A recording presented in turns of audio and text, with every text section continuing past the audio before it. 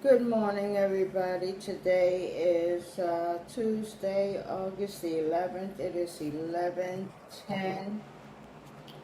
And I know I've been promised to read Psalm 78 to you, but I found a psalm that we need to read right away. It is a psalm of King David, but let me give you some sound sayings this morning. This is coming from Revelations 3:10. It says, "Because thou hast kept the word of my patience, I also will keep thee from the hour of temptation. Because thou hast kept the word of my patience, I also will keep thee from the hour of temptation." So when temptation comes, the Lord will help you out. He will give you strength to resist whatever that is tempting you. Okay? And temptation can come in many forms. All right. Isaiah 41:10a says, "Fear thou not, for I am with thee. Be not dismayed, for I am thy God. Fear thou not, for I am with thee. Be not dismayed, for I am thy God." He's reminding you that you do not have to be afraid of anything because he is there with you, closer than a brother, closer than your parents, closer than your spouse. You cannot get anyone that will do for you like God will.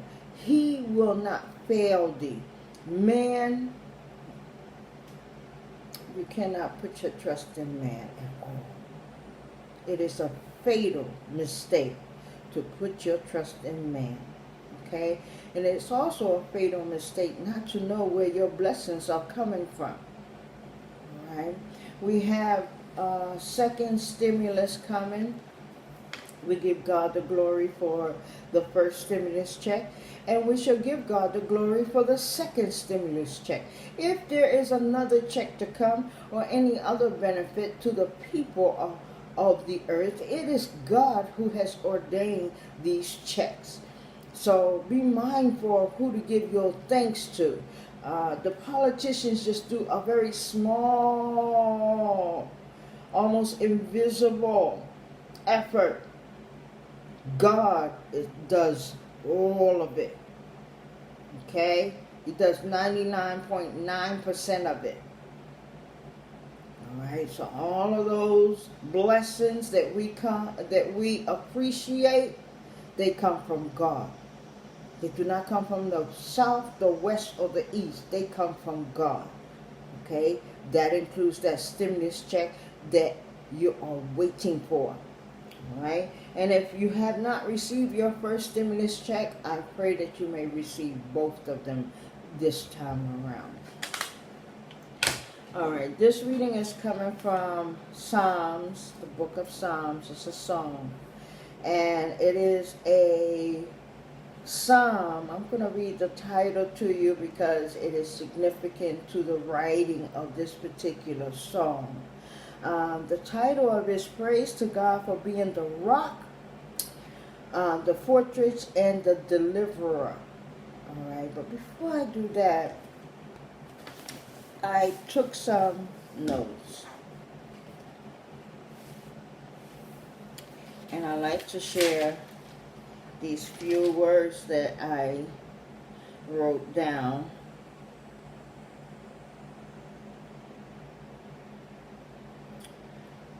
On Thursday, July the 30th.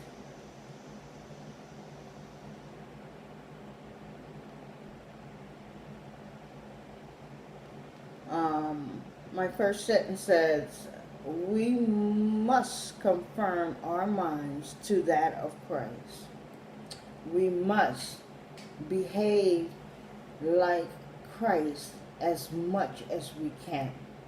Okay, so our mind has to change from being worldly mind to being a mind of the spiritual, mind of the spirit, a spiritual mind. These two minds think and operate differently. Okay, and you have to remember that God's way of looking at things is contrast to the way man looks upon things. Okay? So therefore it is to our benefit to set our minds not just on Christ, but to set our minds to operate as Christ did. Okay, this is why it says we must conform our minds to that of Christ. Okay, and once we do this, we begin to respond to things in the way Christ would respond. Okay, and not the way the world would respond. All right. Romans 12:2 says, do not conform to the patterns of this world. Okay. But be transformed by the renewing of your mind.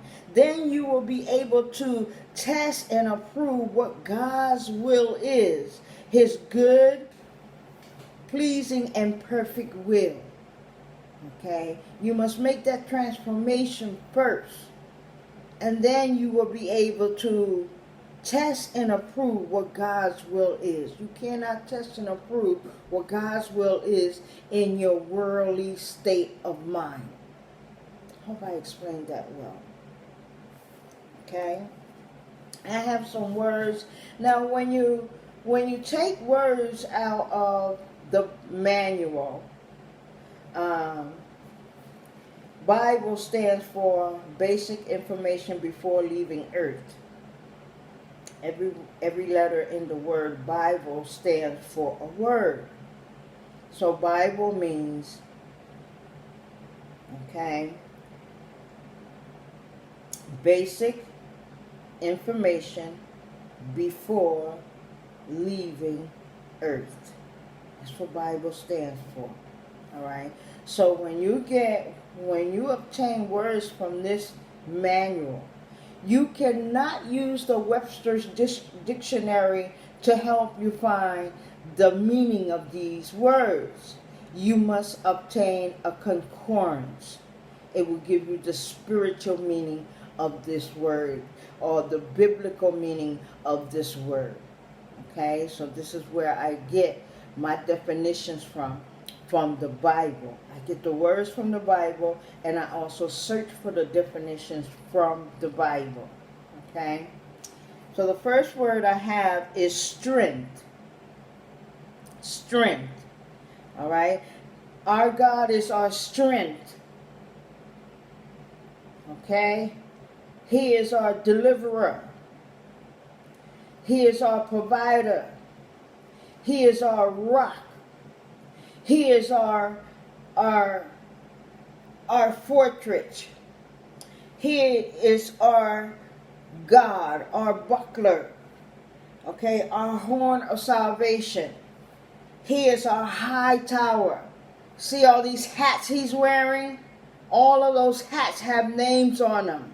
He's your rock, your deliverer. He's your strength. He's your high tower. He's all these things to you. Okay? And because these things are essential to live on earth, you cannot live on this earth without God. Because the book says you cannot live by bread alone, but by every word that proceeds out of the mouth of God. So if you try to take the word and push it aside and just try to live your life with just bread alone, you will have much calamity and you will not be able to have the strength to endure them. That's why you need your strength by your side. That's why you need God. You understand? Okay. So strength in Psalms 18:1 says, I will love thee, O Lord, my strength. That is your strength. It helps you deal with your enemies. It helps you deal with your issues. It helps you deal with your problems. But especially your enemies. You need your strength. Because oftentimes your enemies are what? Stronger than you. They are often not only stronger than you, but they come in great numbers. Okay? This is why in your own strength you are helpless. Okay? So in Psalms 18:1 it says, I will love thee, O Lord, my strength. He is identifying what God is to him, his strength. And he will have other words to add on to the word strength to identify what God does for him. And he does it for all of us. All right? Proverbs 18:10 says, the name of the Lord is a strong tower. All right? The righteous run into it and are safe. They don't walk there, they run into it. Why? Because there's safety in it. That's why. Assured safety. All right? Nehemiah 8:10. Do not grieve, for the joy of the Lord is your strength. What is that saying? The joy of the Lord. When the Lord is joyful with thee, your strength is stronger. When he is delighted with thee, your strength is stronger. His ears are open unto your cries. To the righteous, to the pure heart, to the meek, to those individuals, his ears are always open. The Lord's ears are not open for everyone. Let me repeat that. It's not open for everyone. Because if you live your life ignoring God, ignoring his laws and statutes, when you call upon him, he will not hear you. Did you hear me? He will not hear you.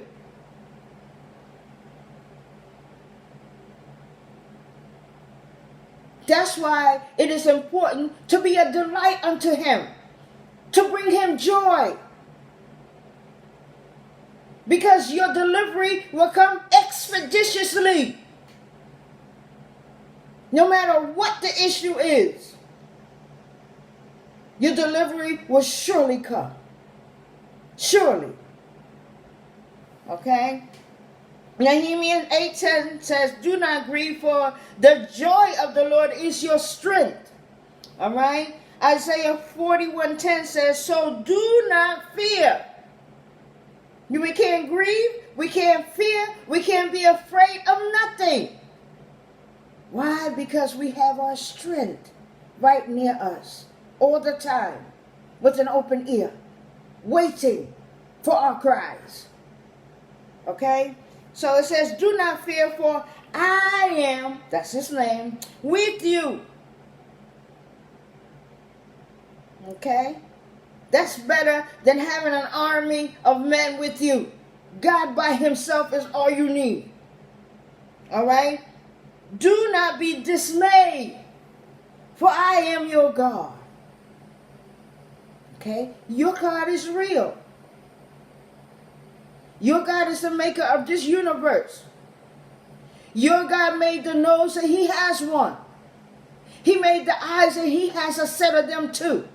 He has a mouthpiece. That's why he gave you one.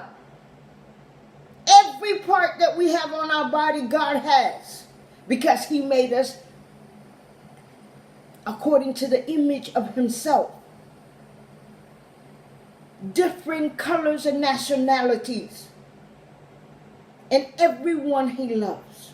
Every nation he made, he loves. This is why this sign behind me rings true.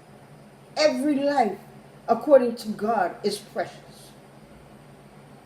That's why he gives us so much time to get our act together, because to God, 1,000 days is just one day to him. 1,000 years is one day to him. 1,000 years is one day to him. Okay? So, strength, rock, fortress, deliverer, God, buckler, horn of salvation, high tower. All of these you will find in this reading that we're going to do today. Let's move on. Okay, and we will not be using the New International because this is your Proverbs, your Psalms. Uh, you don't need them, I don't think. Okay, but we're going to try to do without it. And I'm telling you, this is a 50 verse song. It's a very long song that David made. And let me tell you why. To the chief musician, a psalm of David, the servant of the Lord, who spake unto the Lord the words of this song in the day that the Lord delivered him from the hand of his enemies and from the hand of Saul. And he said, I love thee, O Lord, my strength. Okay? Because Saul was after him. Not because he had done anything wrong to the king. He loved the king. Even as he pursued him, his love never changed for the king. That is conforming to the mind of Christ. Are you getting this? It's important that you get it. Okay? Because if you give mercy, mercy will return unto thee. If you give wickedness, wickedness will come unto thee 100 folds. Okay. All right. So he says, I will love thee, O Lord, my strength that is green for love. 2 is purple for God the Father, God the Son, and God the Holy Spirit. And in this one verse here, he describes God in all that he is to him. Let's hear it. He says, the Lord is my rock, my fortress, and my deliverer.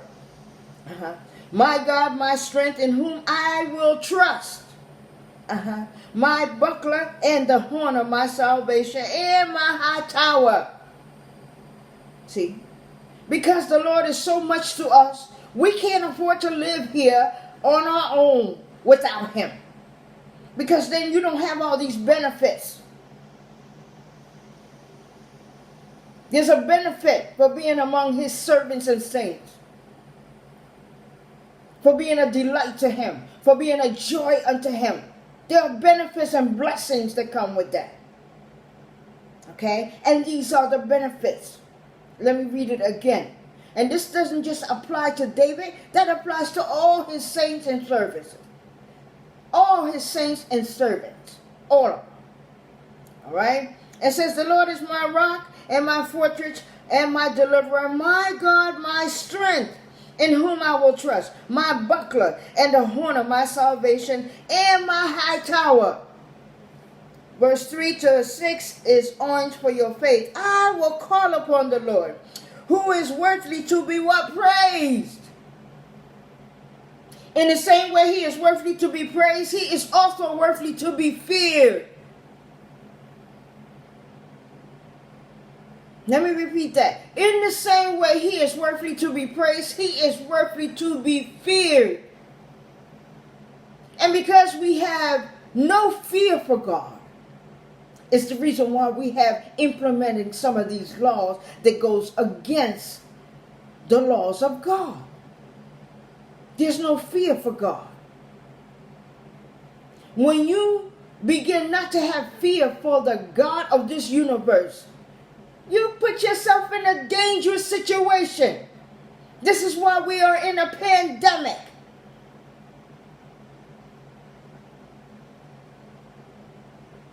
This is why our kids have been out of the classroom and our world has been turned upside down.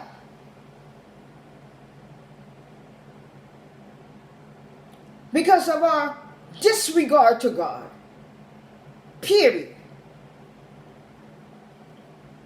I will call upon the Lord who is worthy to be praised. So shall I be saved from my enemies. He deals with your enemies. You don't have to put your finger on them. All you have to do is bow your knees and tell the Lord the problem. You can give him names, even though he already knows who those names are. But just like a good father, sometimes he does nothing until you come to him and say something. And sometimes he does something without you coming to him, as he did for David. when he came down the hill to ask Nabal for food. He has been watching his 3,000 sheep for a while, keeping his servants company. Not one sheep was ever missing. So he sent 3 servants to go and bless the man and ask him for what he could do. The man has said to him, "Who is David that I should give him my bread, my wine?" He could be a slave that ran away from his master. Doesn't matter who the person is. If the person asks you for bread, you have to give them bread. If they ask you for meat, you have to give them meat. If you give them nothing, then the Lord will deal with you, because why? He sent that individual to you. You never look at it. You never look at stuff like that. When a person knocks on your door, the Lord has sent that person to you. When they walk up to your car, the Lord has sent that person to you. And He knows that you can give them that which they're asking for, because He knows that you have it. Okay. But some people want to play stupid. It is one thing to go in a grocery store and steal bread, peanut butter, and beans. You have no money. You're hungry.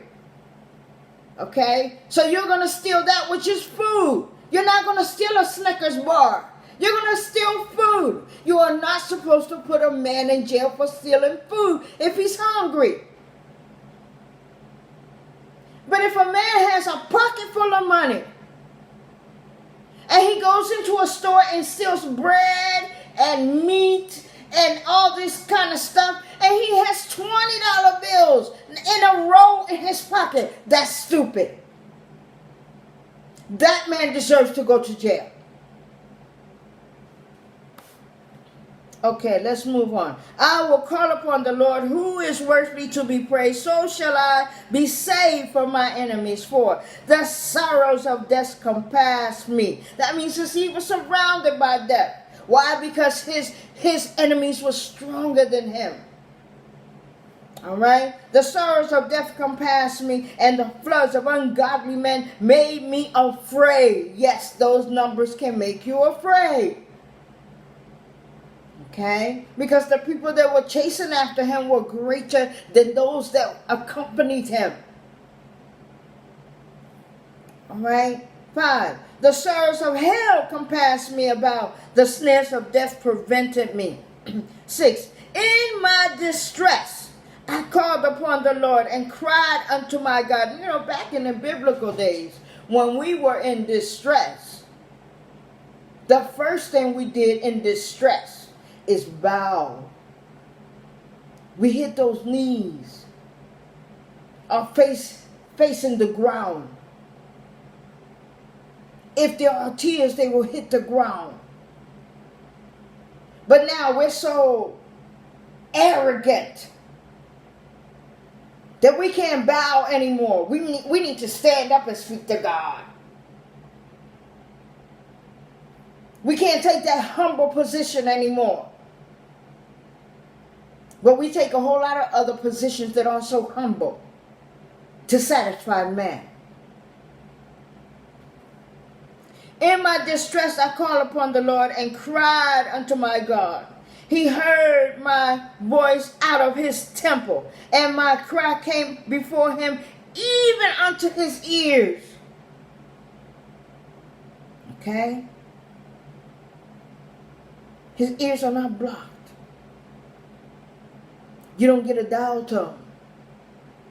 It's a direct line. Okay, I'll read that again. In my distress, I called upon the Lord and cried unto my God. He heard my voice out of his temple, and my cry came before him even unto his ears. 7. Back to purple. Then the earth shook and trembled. The foundation also of the hill moved. and was shaken because he was warped. Okay, so it's a misconception that when you see dark clouds, that only a storm is coming. It's a misconception. There are two reasons you will see dark clouds. You will see dark clouds when a storm is coming. You will see dark cloud if the Lord is walking through. If he's just walking through, you will see them same dark clouds. Okay? And it will tell you so in just a few verses. A. Then went up a smoke out of his nostril, and fire out of his mouth devoured. Coal was kindled by it. That's how hot that fire is. 9. He bowed the heavens also, and came down, and darkness was under his feet. Okay? So those dark clouds are under his feet.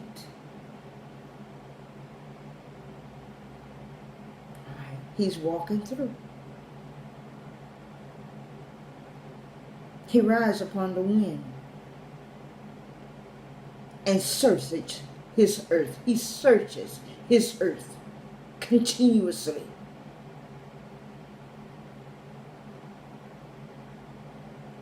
Okay. He bows the heavens also, and came down, and darkness was under his feet. 10. And he rode upon a cherub, and did fly, yea, he did fly upon the wings of the wind. 11. He made darkness his secret place. His prevalent round about him were dark waters and thick clouds of the sky.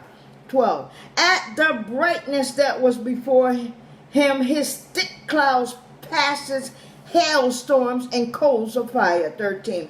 The Lord also thundereth in the heavens, and the highest gave his voice, hailstorms and coals of fire. 14. Yea, he sent out his arrows and scattered them, and he shot out lightning and discomforted them, as we are discomforted today.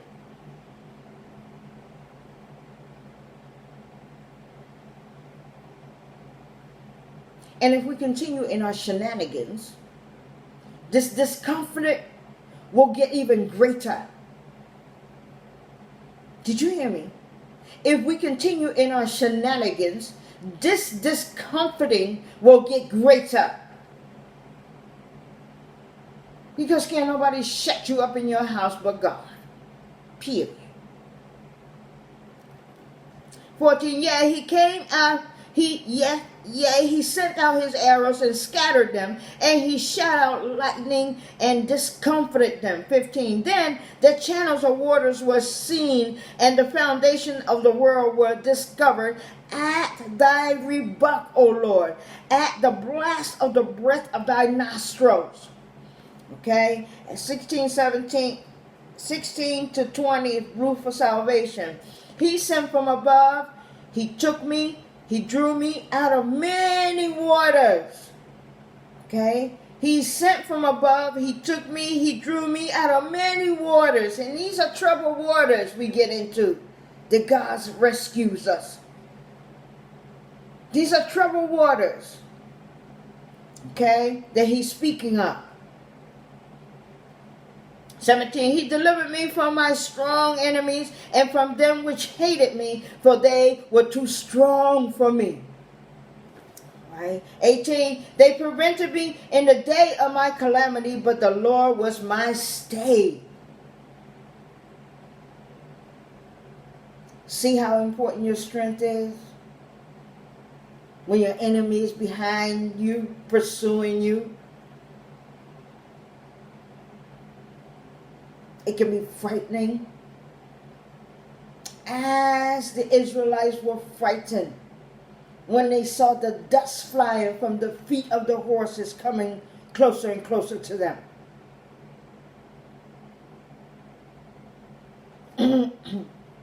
But what was God? Their stay. What did he do?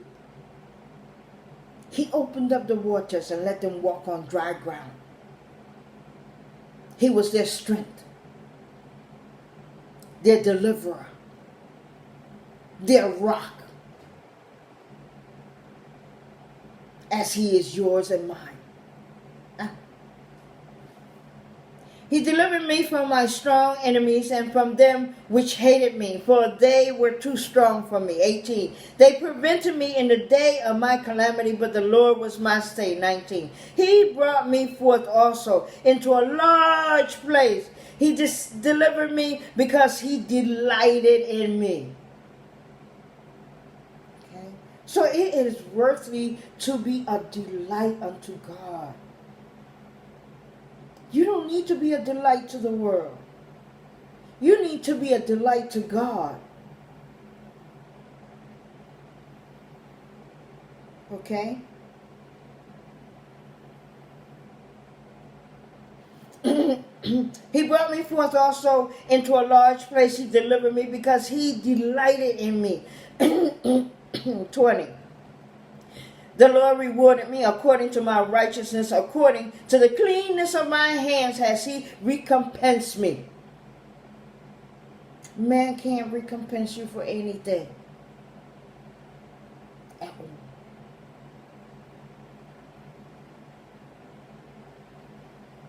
Man can't see the trouble coming your way. God can see the trouble. God can see your enemies before you even know they're there.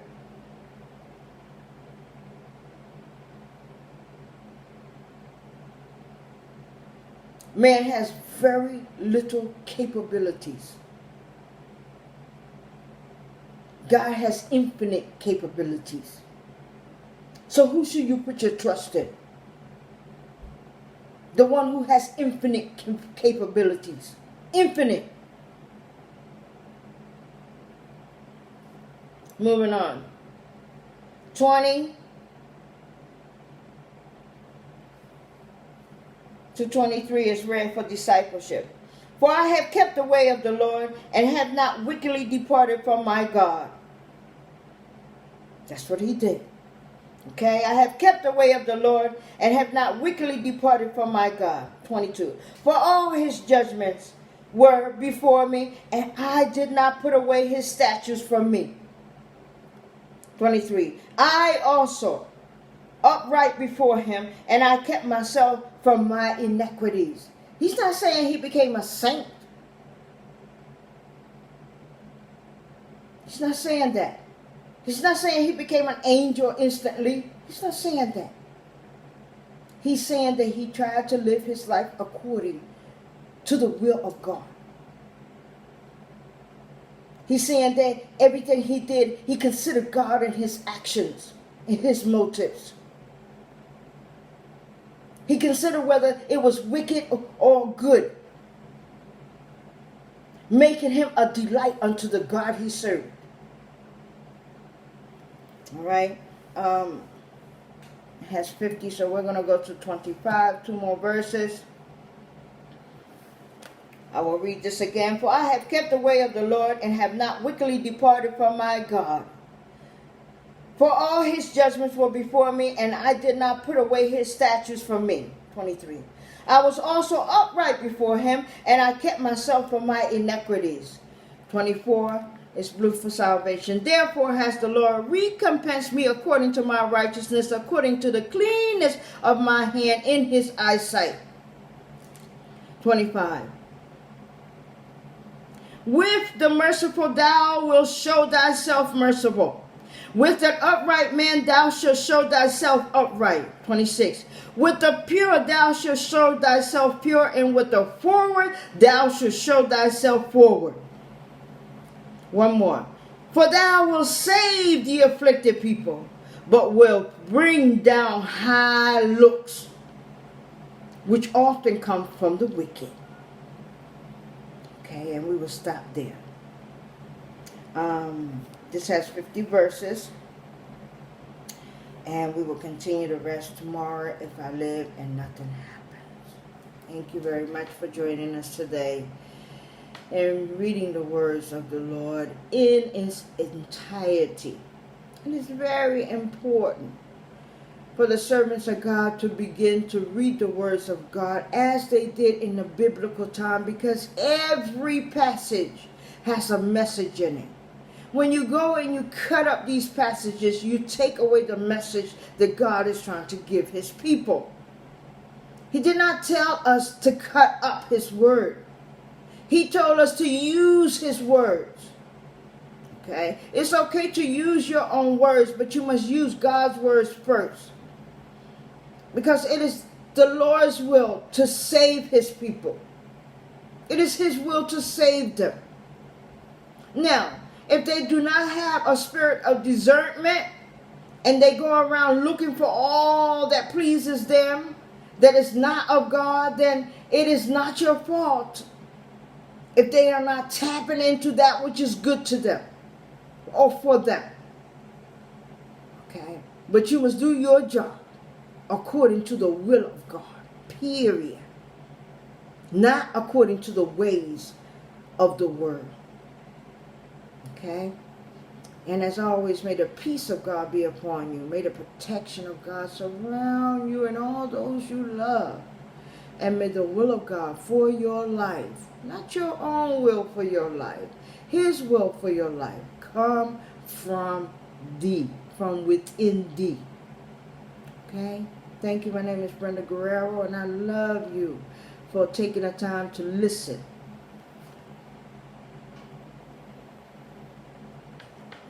Have a wonderful day.